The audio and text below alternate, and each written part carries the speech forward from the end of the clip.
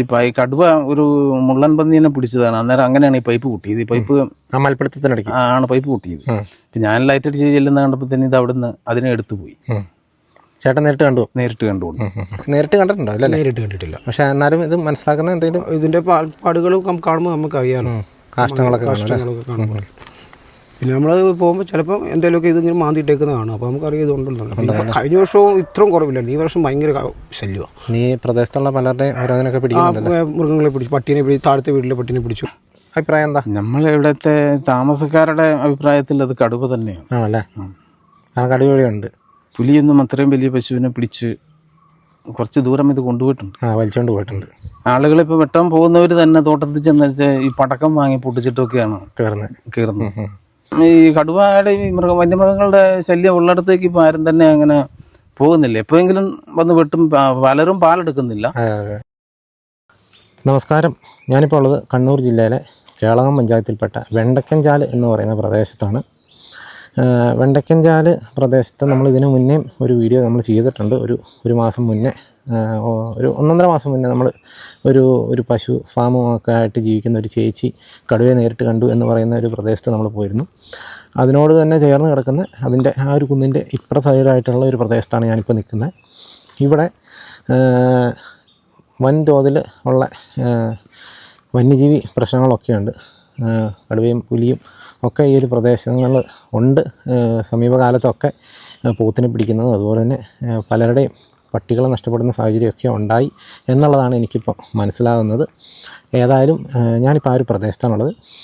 ഈ പ്രദേശത്ത് നമുക്കറിയാം ഓരോ സ്ഥലത്തും കർഷകരായിട്ടുള്ള ആളുകൾ ജീവിക്കുന്നത് അല്ലെങ്കിൽ അവരുടെ ഉപജീവനമാർഗ്ഗം കൊണ്ടുപോകുന്നത് കൃഷി സ്ഥലങ്ങളുമായിട്ട് ബന്ധപ്പെട്ടൊക്കെ തന്നെ ആയിരിക്കും. എന്തെങ്കിലുമൊക്കെ കൃഷി ചെയ്തോ അല്ലെങ്കിൽ വളർത്തുമൃഗങ്ങളെ വളർത്തിയോ പശുക്കളെയൊക്കെ വളർത്തിയൊക്കെ ആയിരിക്കും ജീവിക്കുന്നത്. അപ്പോൾ ഇത്തരത്തിൽ വന്യജീവികൾ, പ്രത്യേകിച്ച് ഇങ്ങനെ വളർത്തുമൃഗങ്ങളെ പിടിക്കുന്ന ജീവികളൊക്കെ നാട്ടിലേക്ക് ഇറങ്ങാൻ തുടങ്ങുമ്പോൾ സ്വാഭാവികമായിട്ടും അത്തരം കർഷകർക്കൊക്കെ വലിയ ബുദ്ധിമുട്ടും ആശങ്കയൊക്കെ വരും.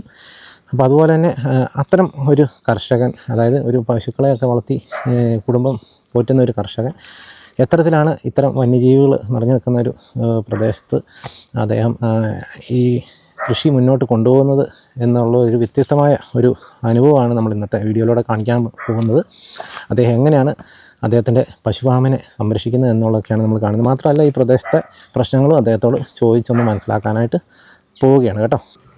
ഞാൻ ഏതായാലും അങ്ങോട്ട് ഈ വെണ്ടക്കൻചാൽ എന്ന് പറഞ്ഞ പ്രദേശത്തേക്ക് ഒരു മെയിൻ റോഡിൽ നിന്ന് ഉള്ളിലേക്ക് കയറുന്ന ഒരു റോഡുണ്ട്.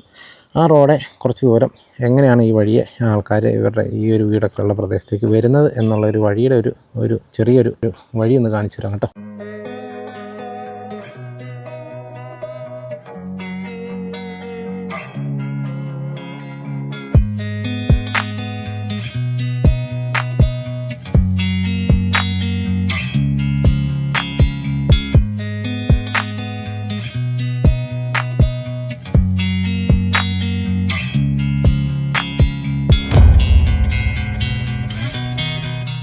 ഇപ്പോൾ നിങ്ങൾ കണ്ടല്ലോ, അതുപോലെ ഒരു റോട്ടിൽ കൂടെ വന്നിട്ടാണ് നമ്മൾ ഈ ഒരു പ്രദേശത്ത് എത്തിയിരിക്കുന്നത്. ഏതായാലും ഇവിടെ നമുക്ക് വീടുകളും കാര്യങ്ങളൊക്കെ ഉണ്ട്. ഈ വീട്ടുകാരൊക്കെയാണ് ഇത്തരത്തിൽ പശുവിനെ വളർത്തുന്നതും കാര്യങ്ങളൊക്കെ ചെയ്യുന്നത്. അപ്പോൾ ഏതായാലും അവരോട് നമുക്ക് ചോദിക്കാം. അപ്പോൾ ഏതായാലും ആ ഒരു കർഷകൻ്റെ അടുത്ത് എത്തിയിരിക്കുകയാണ്. ചേട്ടൻ്റെ പേരെങ്ങനെയാണ്? എൻ്റെ പേര് ഷാരി പിടിയേക്കൽ. ഈ സ്ഥലത്തിൻ്റെ പേര് വെണ്ടക്കൻചാൽ. ഇവിടുത്തെ ഒരു സ്ഥിതി എന്താണ്? ഇവിടെ ഇപ്പം പൊതുവേ എന്ന് പറഞ്ഞു കഴിഞ്ഞാൽ 1 വർഷം ആയി. എന്നാൽ നേരത്തെ മുതലേ ഉണ്ട് കടുവ ഇങ്ങനെ. പക്ഷെ അത് ഈ ഇടയ്ക്ക് വന്നും പോകും. കുറച്ച് ദിവസമൊക്കെ എന്ന് വെച്ചാൽ പോകുമായിരുന്നു. ഒരു 3-4 വർഷം മുമ്പ് അവിടുന്ന് ആ വീടിൻ്റെ അവിടെ ഒരു വീടുണ്ടായിരുന്നു. അവിടുന്ന് ഒരു കാട്ടുപന്നീനെ ഇത് ദൂരെ നിന്ന് ഓടിച്ചു കൊണ്ടുവന്ന് അവിടെ നിന്ന് പിടിച്ചതാണ്. പിന്നെ അങ്ങനെ ഇറക്കമില്ലായിരുന്നു. എന്നാലും ഇടയ്ക്കൊക്കെ വരും ആൾക്കാരിങ്ങനെ എന്തെങ്കിലുമൊക്കെ പിടിക്കും പോകും. ഇങ്ങനെയാണ്. ഇപ്പൊ ഒരു 2 മാസത്തിനിടയ്ക്ക് ഇപ്പം പല പ്രാവശ്യം വന്ന് പട്ടികളെ ഒക്കെ പിടിച്ചിട്ടുണ്ട്. ഈ പ്രദേശത്ത് ഈ തൊട്ട് താഴത്തെ ആ വീട്ടിലെ ഒരു പട്ടീനെ പിടിച്ച് കൊണ്ടുപോയതാണ്. അത് കെട്ടിയിട്ടേക്കുന്നിടത്തുനിന്നാണ് കൊണ്ടുപോയത്. അത് കഴിഞ്ഞപ്പോൾ ചങ്ങലടക്കം കൊണ്ടുപോയി, വലിച്ചു കൊണ്ടുപോയി. പിന്നെ നമ്മുടെ തൊട്ട് അപ്പുറത്തെ ആ വീട്ടിൽ നിന്ന് ഒരു പട്ടിയെ, അതും ഏകദേശം ഒരു 4 മണി കഴിഞ്ഞ സമയത്താണ് വെളുപ്പിന് വന്ന് പിടിച്ചുകൊണ്ട് പോയത്. അതിനെപ്പറ്റി പിന്നെ യാതൊരു വിവരവും ഇല്ല. പട്ടി കാർന്ന് കേട്ടു എന്നല്ലാണ്ട് അത് റോട്ടിലായി പട്ടി കിടക്കുന്നത് രാത്രിക്ക്. അവരഴിച്ചു വിട്ടു കഴിഞ്ഞാൽ കൂട്ടിൽ നിന്ന് അഴിച്ചു വിട്ട് അവർ റോട്ടിലാണ് പട്ടി വന്ന് കിടക്കുന്നത്. ആ വീടിന്റെ തൊട്ട് അടുത്തുള്ള റോട്ടിൽ അവിടുന്ന് പോയതാ അത്. പിന്നെ ഇതിന്റെ അടുത്തു നിന്നാണ് തൊട്ടപ്പുറത്ത് ഈ കുന്നിന്റെ കുറച്ച് ദൂരം താഴെ നിന്നൊക്കെ നോക്കിയാൽ ഈ കുന്നിന്റെ നേരെ മറവാണ് ക്രഷർ ഒക്കെ ഉണ്ടായിരുന്നു, കൊട്ടിയൂർ മെറ്റൽസ് ഒക്കെ. കൊട്ടിയൂർ മെറ്റൽസ്. അതിന്റെ അടുത്തു നിന്നാണ് ഒരു പശുവിനെ പിടിച്ചത്, തൊട്ട് അടുത്ത വീട്ടിൽ നിന്ന്. അതും ക്രഷറുകാരെടുത്തിട്ടിരുന്ന സ്ഥലമായിരുന്നു അല്ലേ? അവര് അത് ഇടപാട് തീർത്തതല്ല, അതുകൊണ്ട് ആൾക്കാർ താമസമുണ്ട്. അവിടെയൊക്കെ മൊത്തം ആളുകൾ ഒഴിഞ്ഞു കിടക്കുന്ന ഒരു പ്രദേശം അല്ലേ? അവിടെ ഒരു പോത്തിനെ പിടിച്ചല്ലേ? പോത്തിനെ പിടിച്ചു. അതിപ്പോ ഒരു മാസം കഴിഞ്ഞല്ലേ ഉള്ളൂ? ഒരു മാസം കഴിഞ്ഞു. അപ്പൊ അതിനിടയ്ക്ക് ഇവിടുന്ന് പലരും ഈ കടുവേണ്ട തീട്ടങ്ങൾ കാണുന്നുണ്ട്, മൂത്രം കാണുന്നുണ്ടെന്നൊക്കെ പറഞ്ഞിട്ട് ഈ ഫോറസ്റ്റുകാർ വന്ന് നോക്കിയിട്ട് അവര് ശ്രദ്ധിക്കണമെന്നും പറഞ്ഞിച്ച് പോന്നു. ഇടയ്ക്ക് രാത്രിക്ക് അവർ ഇവിടെ വരവുമുണ്ട്. അപ്പൊ ഇങ്ങനെ അടുത്തടുത്ത് ഇതിനെ ഇവിടുന്ന് കണ്ട് എന്ന് പറഞ്ഞപ്പോഴാണ് അവര് തന്നെ ഇങ്ങോട്ട്, എന്നോട് നേരിട്ട് പറഞ്ഞില്ല, അടുത്തുള്ളവരോട് പറഞ്ഞു പുള്ളിയുടെ അതിന് എന്തെങ്കിലും ചെയ്യണമെന്ന്. ചേട്ടൻ ശരിക്കും എന്താ ചെയ്യുന്നത്? ശരിക്കും കൃഷിയാണ്. എന്താ പശു ഫാം ഉണ്ട്, പിന്നെ അത്യാവശ്യം നമ്മുടെ ഇവിടുത്തെ ഈ പണികളൊക്കെ തന്നെ. ഫാം തന്നെയാണ് മെയിനായിട്ട്. റബ്ബർ വെട്ട്. റബ്ബർ വെട്ട് നടക്കുന്നില്ല കാര്യമായിട്ട്, കാരണം രാത്രി വെട്ടാൻ പറ്റില്ല. അപ്പൊ പിന്നെ നമ്മൾ രാവിലെ ഇപ്പൊ പാലും കൊടുത്തു കഴിഞ്ഞിട്ട് പിന്നെ നേരത്തെ തന്നെ നേരം പോകും. 7 മണി കഴിഞ്ഞ് പിന്നെ വെട്ട് നടക്കുകയുള്ളൂ. അതുകൊണ്ട് പലപ്പോഴും വെട്ട് മുടങ്ങുകയാണ് പതിവ്. ഇപ്പം 2 ആഴ്ചയായി വെട്ടിയിട്ട്. രാത്രി ഏറ്റ് വെട്ടലും ഇപ്പം ഈ കടുവയൊക്കെ ഉള്ളതുകൊണ്ട് അല്ലേ നടക്കില്ല, ഇരുട്ടത്ത് നടക്കൂല. നേരം എടുത്ത് ഏറ്റ് വെട്ട് കഴിഞ്ഞാൽ പാലും കിട്ടിയല്ല. അതെ, ഇല്ല കിട്ടുകയല്ല. അപ്പം ആളുകളിപ്പോൾ വെട്ടാൻ പോകുന്നവർ തന്നെ തോട്ടത്തിൽ ചെന്ന് വെച്ചാൽ ഈ പടക്കം വാങ്ങി പൊട്ടിച്ചിട്ടൊക്കെയാണ് കയറുന്നത്. അതായത് മൊത്തത്തിൽ ഇപ്പം ഈ റബ്ബർ മേഖല സ്തംഭിച്ചല്ലേ? അതെ, ഈ കുറച്ച് കാലമായിട്ട് ഇപ്പം ഈ വരുന്ന ഈ കടുവയുടെ ഈ വന്യമൃഗങ്ങളുടെ ശല്യം ഉള്ളിടത്തേക്ക് ഇപ്പം ആരും തന്നെ അങ്ങനെ പോകുന്നില്ല. എപ്പോഴെങ്കിലും വന്ന് വെട്ടും. പലരും പാലെടുക്കുന്നില്ല, അത് ചിരട്ടയും തന്നെ പൊളിച്ചെടുക്കുകയാണ്. ഷീറ്റാക്കാൻ വേണ്ടി താല്പര്യപ്പെടുന്നില്ല. ഷീറ്റാക്കി എടുക്കണമെങ്കിൽ രാത്രിക്കൊക്കെ നേരത്തെ ഏറ്റുപെട്ടണം. മെനക്കെട്ട് കൊണ്ടേ കൊടുത്താലും വിലയില്ല. അപ്പോൾ ഈ പശുവിനെ എത്ര വർഷമായിട്ടാണ് ചേട്ടൻ പശുക്കളെ വളർത്താൻ തുടങ്ങിയത്? കുറേ വർഷങ്ങളായിട്ടുള്ളതാണ്. നേരത്തെ നമുക്ക് സാധാരണ വീടുകളൊക്കെ ഉള്ള 1-2 പശുവൊക്കെ ഉണ്ടായിരുന്നു. അപ്പൊ ഇതിപ്പം ഞാനൊരു 2012 മുതൽ സ്ഥിരമായിട്ട് ഇത് തന്നെ ഫാം തന്നെ. അപ്പൊ ആദ്യമൊക്കെ ഇവിടെ വന്ന് പാലെടുത്തോണ്ട് പോകുമായിരുന്നു വണ്ടി വന്ന്.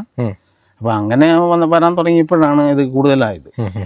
അപ്പൊ ഇപ്പം പിന്നെ നമ്മൾ താഴെ ഇറക്കി കൊടുക്കുക, സൊസൈറ്റി തന്നെ നേരിട്ട് കൊടുക്കുക. ഇപ്പൊ ഈ പശുക്കളൊക്കെ ഉള്ളപ്പോൾ സ്വാഭാവികമായിട്ട് ഈ കടുവയുടെ സാന്നിധ്യമൊക്കെ ഉണ്ടെങ്കിൽ ഭയങ്കര ഭീഷണിയാണല്ലോ അല്ലേ? അതെ, നമുക്കിപ്പം കൂട്ടിലേക്ക് വീടിന്റെ തൊട്ട് താഴെയാണെന്നാലും ഇത്ര ഇറങ്ങി വരണമല്ലോ. രാത്രിക്ക് വേണ്ടി ഇറങ്ങി പോകാനൊക്കെ. ഇത് ഞാൻ സാധാരണ ഒരു 3:45 ഏറ്റ് പോന്ന, എന്നാലേ നേരം വെളുത്ത് കൊണ്ട കൊടുക്കാൻ പറ്റുള്ളൂ. 7:30 മുമ്പ് കൊണ്ട കൊടുക്കണം. അപ്പൊ അത് പോകാനും ഒക്കെ ഭയങ്കര പേടിയായി. അപ്പോൾ ഇപ്പം എന്താ ചേട്ടൻ ഇപ്പം അതിനൊരു പരിഹാരം വല്ലതും? ഇപ്പം നമ്മളാലോചിച്ചിട്ട് ഈ കറണ്ടിൻ്റെ ഫെൻസിങ് കൊടുത്തേക്കാണ്. കറണ്ട് എന്ന് പറഞ്ഞാൽ അത് ബാറ്ററി ചാർജ് ചെയ്ത് ബാറ്ററി നിന്ന് കൊടുക്കുന്ന. അതിപ്പോൾ എത്ര നാളെ ചെയ്തിട്ട്? അതിപ്പം 8 ദിവസമായി കാണും. 8 ദിവസമായില്ലേ? നമുക്ക് അങ്ങോട്ടൊന്ന് പോയാലോ? ഏതായാലും ചേട്ടൻ്റെ ആ ഫെൻസിങ് ചെയ്ത് ഫാമിൻ്റെ അങ്ങോട്ടാണ് പോകുന്നത് കേട്ടോ. അത് ഞാൻ നേരത്തെ ഇവിടെ ഉണ്ടായിരുന്നല്ലോ. ഇപ്പൊ ഈ ഇടയ്ക്ക് പുതിയ 2 വാങ്ങിയപ്പോൾ അത് പാലക്കാട് പോയി എടുത്തതാ. അത് ഇവിടെ വന്നപ്പോഴത്തേനും ഭയങ്കര പൈസയാണ്. അന്നേരം ഇതിനെ ഇവിടെ ഇറക്കുന്ന സമയത്ത് ഇവിടെ ഫോറസ്റ്റുകാരുണ്ട്. അപ്പൊ അവരിതിന്റെ പൈസയും കാര്യങ്ങളും ഒക്കെ ചോദിച്ചിട്ടാണ് ഇതെന്തെങ്കിലും നിങ്ങൾ ചെയ്യണമെന്ന് പറഞ്ഞു ഫെൻസിങ് ചെയ്തേക്കുന്നല്ലേ. ഇത് ജോയിന്റ് ആണ്. അത് ഞാൻ രാവിലെ ഇങ്ങോട്ട് ഊരിയിടുന്ന. ഇതിങ്ങനെ മുകളിലേക്ക് ഇവിടെ അത് കഴിഞ്ഞാൽ ആ തിണ്ടാണ്. ആ തിണ്ട് പിന്നെ നമുക്ക് മാത്രമേ ഒഴിവാക്കിയിട്ടുള്ളൂ. അതിലേ വരം ഇറങ്ങിയാലെന്നുള്ളൊരു വിശ്വാസത്തിൽ മുകളിലേക്കും കൊടുത്തിട്ടുണ്ടല്ലേ. അതായിരിക്കും വീട് അല്ലേ? വീട് ഇത് ആണ് ചേട്ടൻ്റെ.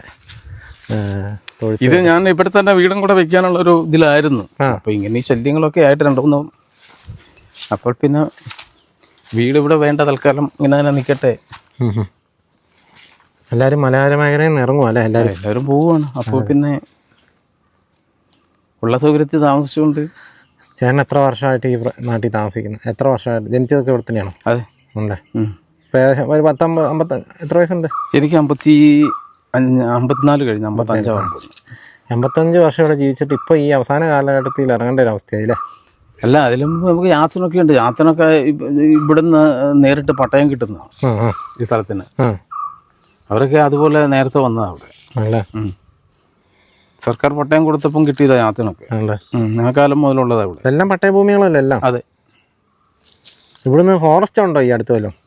ഈ ഫോറസ്റ്റ് വന്നാൽ ഇങ്ങനെ ഇതിൻ്റെ ഇടയ്ക്കിടയ്ക്ക് ഉണ്ട്. അതെങ്ങനെയാണെന്ന് ചോദിച്ചു കഴിഞ്ഞാൽ ആൾക്കാർ വെട്ടിപ്പിടിക്കാത്ത സ്ഥലങ്ങൾ ഫോറസ്റ്റായി പോയി. സ്ഥലം സർവേ ചെയ്തപ്പോൾ അങ്ങനെ വന്നതാണ്. കുറച്ച് ഒരു 5-8 ഏക്കർ ഫോറസ്റ്റ് ആണെങ്കിൽ പിന്നെ സ്വകാര്യ വ്യക്തികളുടെ സ്ഥലം അങ്ങനെ കിടക്കുന്ന ഫോറസ്റ്റ്. അത് മറ്റേ ഇങ്ങനെ പോയി അത് കൊട്ടിയൂർ ഫോറസ്റ്റുമായിട്ട് ജോയിൻ്റ് ആവും. ഇടയ്ക്കിടയ്ക്ക് ഇങ്ങനെ കാട്. ഈ ഭാഗത്തേക്ക് ആന അങ്ങനത്തെ ഉണ്ടോ? ആന വന്നിട്ടുണ്ട് ഒരു പ്രാവശ്യം. ആന ഇറങ്ങിയിട്ടുണ്ട്. ഇത് ശരിക്കും ഇതിൻ്റെ മോള് വശം എന്ന് പറയുന്നത് പാലുകാച്ചി ആ സൈഡായിരിക്കും അല്ലേ? പാലുകാച്ചിയിൽ പോകാം ഇതില് അല്ലേ? അപ്പോൾ ഏതായാലും ഇതാണ് ചേട്ടൻ ചെയ്തിരിക്കുന്ന ഫെൻസിങ് കേട്ടോ.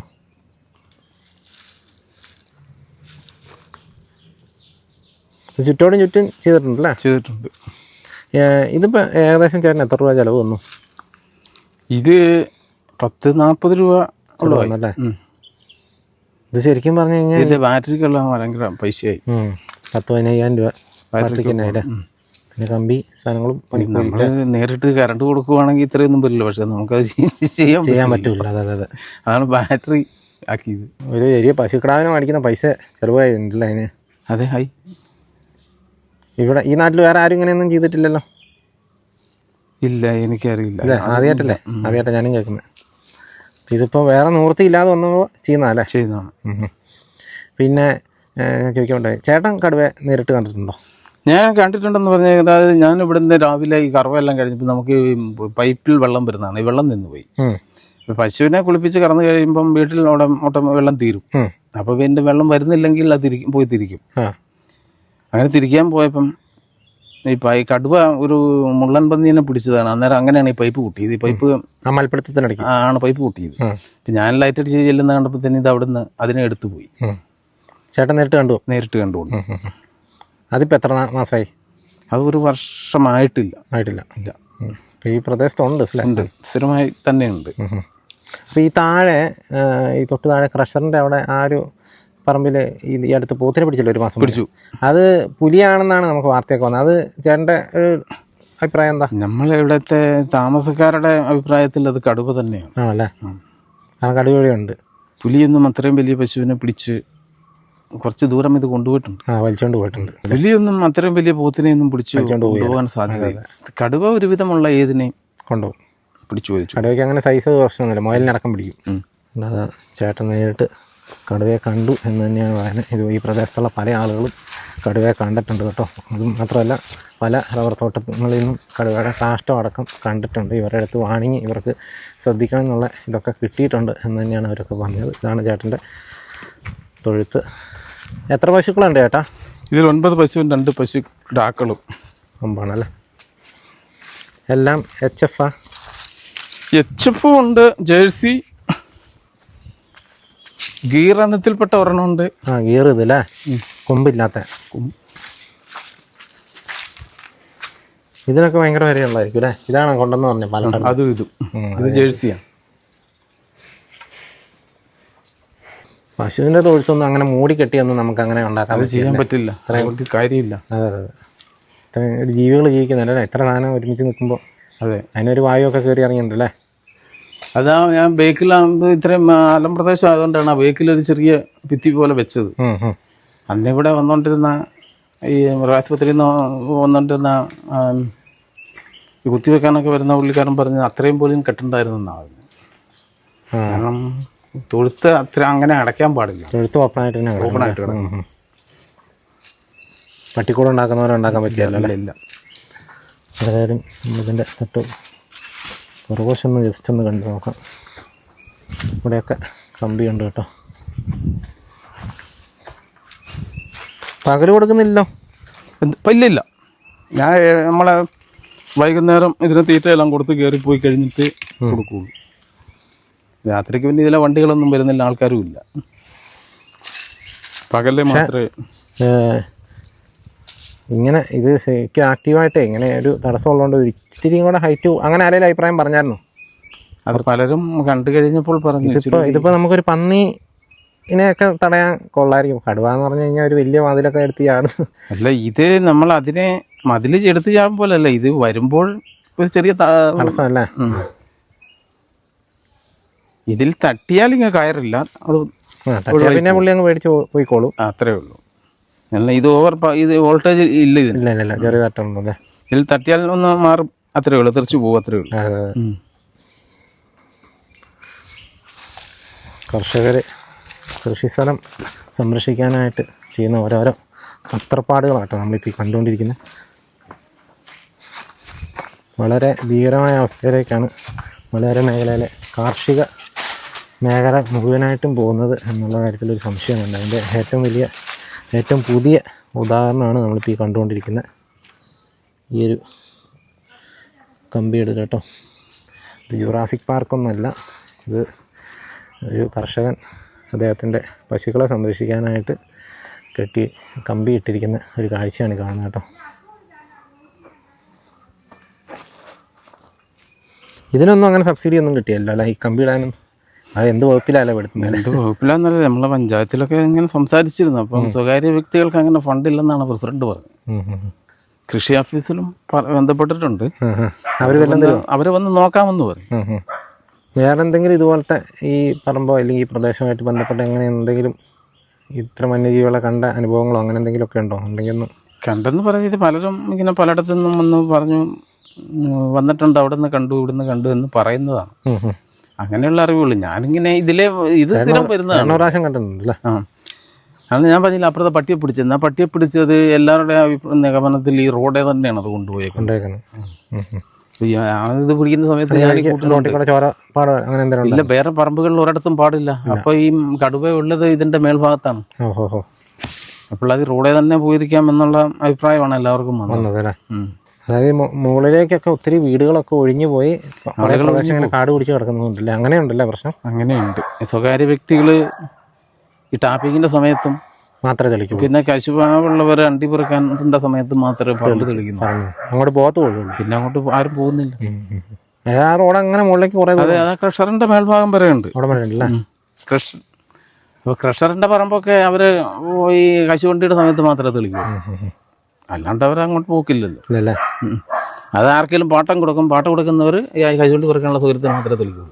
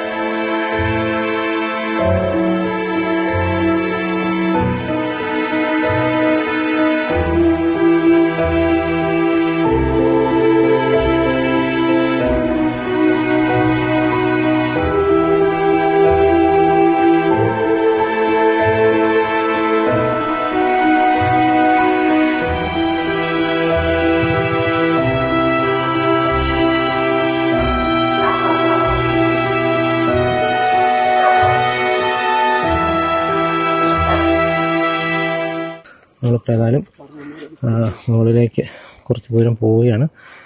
ഈ പ്രദേശത്തെ ഒരു സ്ഥിതിയൊക്കെ ഒന്ന് നോക്കി കാണാനാണ്.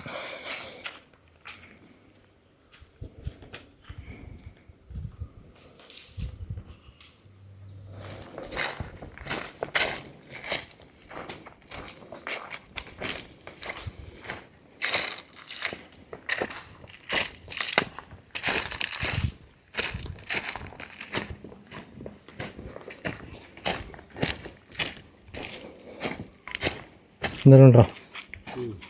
അൽപ്പട്ടുണ്ടോ? 6 ഏക്കർ എല്ലാം കൊണ്ട് സൗകര്യമാണ്.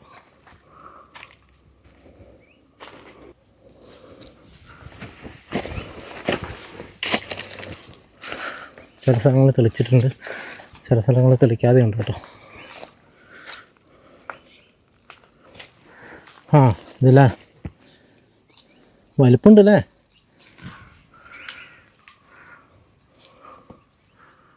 കാൽപ്പാടുകൾ കാണാം, പക്ഷെ ക്ലിയറല്ല. മഴക്കാലമായിരുന്നെങ്കിൽ കറക്റ്റ് കാണാൻ സാധിക്കുമായിരുന്നു. മാർക്ക് ചെയ്ത് ഇതുണ്ട് ആസിറ്റ് പോലെ പുല്ല് കരിഞ്ഞ വേലിൻ്റെ ആയിരിക്കും എന്ന് പറഞ്ഞു. ഇതുണ്ട്, ഇതിങ്ങനെ മാർക്ക് ചെയ്ത് വെക്കും.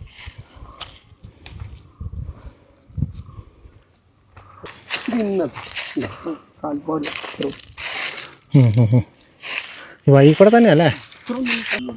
ആളുകളുടെ പറമ്പ് തന്നെയല്ലേ? പറമ്പുകളൊക്കെ ഉപേക്ഷിച്ച് പോയി കഴിയുമ്പോൾ സ്വാഭാവികമായിട്ട് ഇങ്ങനെ കേട്ടോ കാടിന് സമാനമായി. കാട് തന്നെയായി, സമാനമല്ല കാട് തന്നെയായി.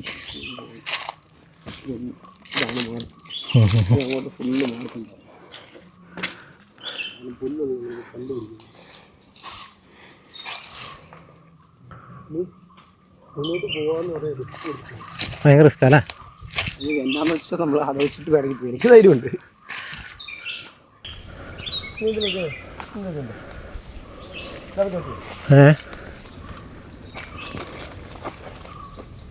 എന്താ സൗണ്ട് കേൾക്കുന്നില്ലേ?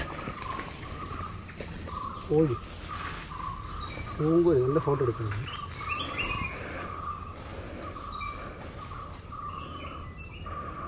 കിട്ടുന്നില്ല.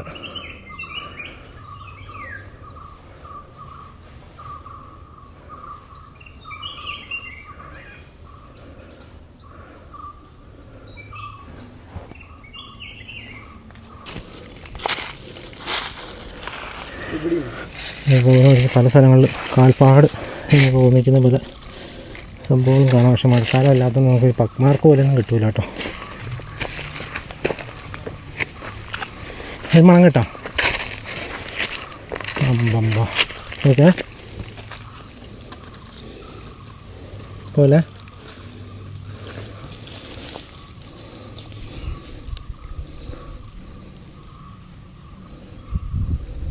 കഷ്ടം. അത് 2-3 ദിവസമൊക്കെ പഴക്കമുള്ള കാഷ്ടമാണെന്നാണ് കേട്ടോ ചേട്ടൻ പറഞ്ഞ്. തൊട്ട് താഴെ ക്രഷറും കാര്യങ്ങളൊക്കെ ഉണ്ട്. ക്രഷറിൻ്റെ ഒരു ഭാഗമാണ് നിൽക്കുന്നത്. അതിന് തൊട്ട് മുകളിലേക്കുള്ള സ്ഥലമാണ്. ആളുകളുടെ പട്ടയുള്ള ഭൂമി തന്നെയാണ്. ആളുകളൊക്കെ വിറ്റ് ഒഴിവാക്കി പോയതാണ് കേട്ടോ. വളരെ റിസ്കി ആയിട്ടുള്ളൊരു പ്രദേശമാണ്. നമുക്ക് ദൃശ്യങ്ങൾ തന്നെ കാണാം. ഇതൊക്കെ പ്രൈവറ്റ് ആളുകളുടെ സ്ഥലം അല്ല? രണ്ട് സൈഡും ഇങ്ങനെയാണ് കിടക്കുന്നത് കേട്ടോ. അതിൻ്റെ തൊട്ട് താഴെ ക്രഷറാണ്.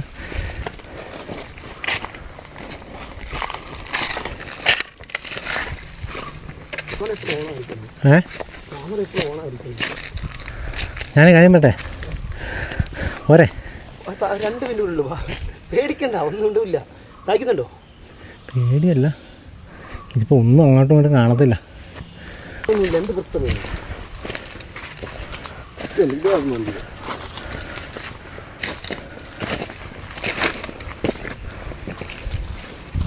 മുകളിൽ പണമുണ്ട്.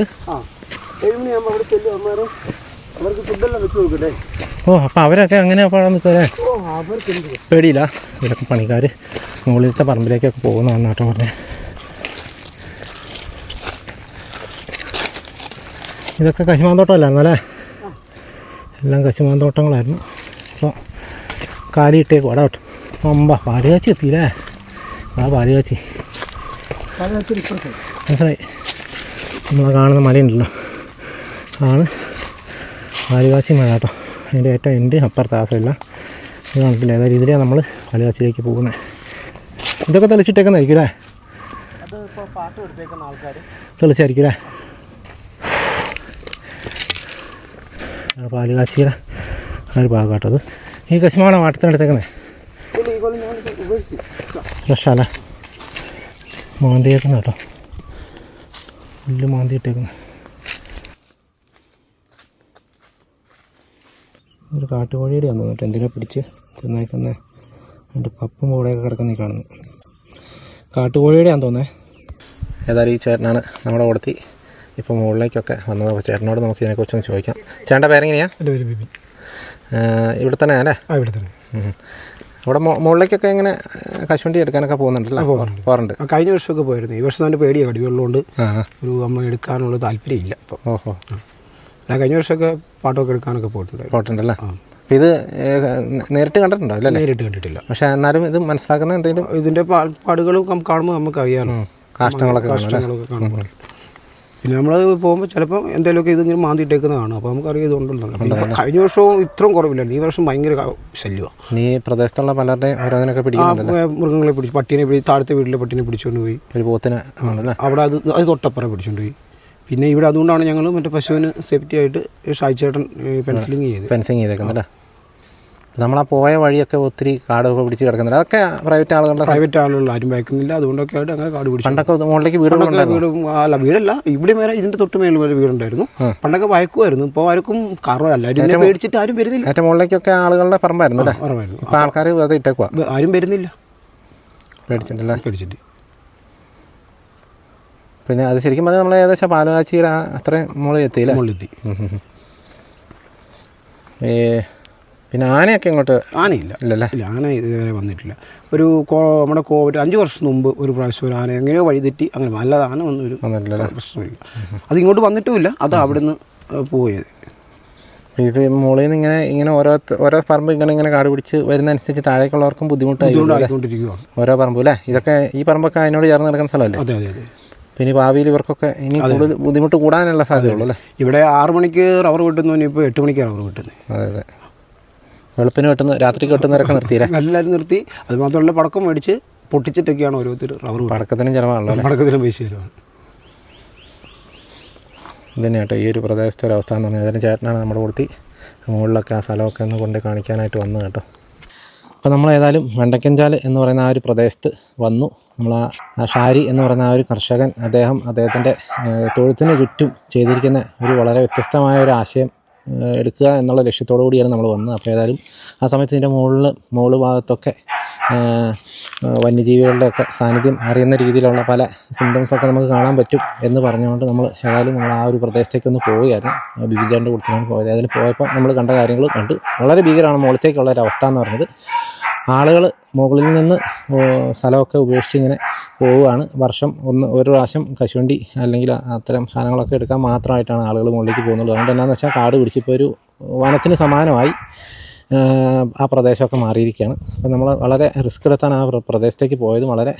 പല ഒച്ചകളും കേൾക്കുമ്പോഴും നമ്മൾ മുമ്പിലൊരു കടുവയോ പുലിയോ ഒക്കെ നമ്മൾ പ്രതീക്ഷിച്ചുകൊണ്ട് തന്നെയാണ് പോയിക്കൊണ്ടിരുന്നത്. ഏതായാലും മറ്റു പല ജീവികളും, കുരങ്ങും, ചെറിയ കാട്ടുപന്നി പോലത്തെ അങ്ങനത്തെ ചെറിയ ചെറിയ ജീവികളെയൊക്കെ നമ്മൾ ദൂരെ നിന്നൊക്കെ കണ്ടിരുന്നു. പക്ഷേ നമുക്ക് വീഡിയോയിൽ പകർത്താനായിട്ടൊന്നും സാധിച്ചില്ല. ഏതായാലും ആ പ്രദേശത്തിൻ്റെ ഒരു അവസ്ഥ നിങ്ങൾക്ക് മനസ്സിലായല്ലോ. ഇതേപോലെ ഓരോ ആളുകൾ പറമ്പ് ഉപേക്ഷിച്ച് കഴിയുമ്പോൾ താഴേക്ക് ഈ പ്രശ്നം ഇറങ്ങി വരികയാണ്. അപ്പോൾ സ്വാഭാവികമായിട്ടും അടുത്ത പ്രദേശത്തുള്ള ആളുകളുടെ പ്രശ്നമായിട്ട് ഇത് മാറും. അവരും ഉപേക്ഷിച്ച് പോകുമ്പോൾ തൊട്ട് താഴെയുള്ള ആളുകളുടെ പ്രശ്നമായിട്ട് ഇതിങ്ങനെ എക്സ്റ്റെൻഡ് ചെയ്ത് ഇതിങ്ങനെ ടൗൺ വരെ എത്തും. കഴിഞ്ഞ ദിവസം ഒരു വീഡിയോയിൽ ചേട്ടൻ പറഞ്ഞ പോലെ കുറച്ച് കഴിയുമ്പോഴത്തേക്കും ടൗൺ വരെ എത്തും ഇതെല്ലാം. അപ്പോൾ അങ്ങനെയാണ് ഈ കാര്യങ്ങളൊക്കെ പോയിക്കൊണ്ടിരിക്കുന്നത്. ഏതായാലും മലയോര പ്രദേശത്തെ ആളുകൾ വന്യജീവി പ്രശ്നം കൊണ്ട് വളരെയധികം ബുദ്ധിമുട്ടി നിൽക്കുകയാണ് എന്നുള്ള കാര്യത്തിൽ ഒരു സംശയം വേണ്ട. ഏതായാലും ഇത്രയൊക്കെയാണ് നമുക്ക് ഈ വീഡിയോയിൽ കാണിക്കുന്നത്. അപ്പോൾ വീണ്ടും മറ്റൊരു ദിവസം മറ്റൊരു എപ്പിസോഡുമായി വീണ്ടും കാണാം. Thank you.